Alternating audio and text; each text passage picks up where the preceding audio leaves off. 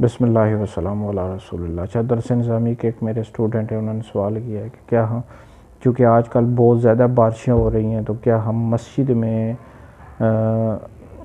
जमात के साथ नमाज पढ़ सकते हैं या नहीं।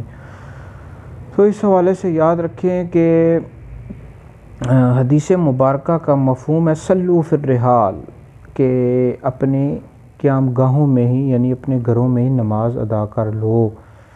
तो अगर बारिश बहुत ज़्यादा हो रही हो, शदीद बारिश हो रही हो, तो जो घर के जिनके घर दूर होते हैं, मस्जिद से थोड़े दूर होते हैं, तो वो अपने घरों में ही नमाज अदा कर लें। जो मस्जिद से करीब लोग होते हैं, मस्जिद के करीब, तो मस्जिद में जाकर नमाज अदा करें। बहरहाल मस्जिद में जमात बंद नहीं होगी, जमात करवाएंगे, जो करीब वाले लोग हैं मस्जिद में ही नमाज अदा करें। हाँ, अलबत्ता जो दूर वाले हैं, जो मस्जिद से थोड़े दूर रहते हैं, तो बिल्कुल घर में नमाज अदा करें।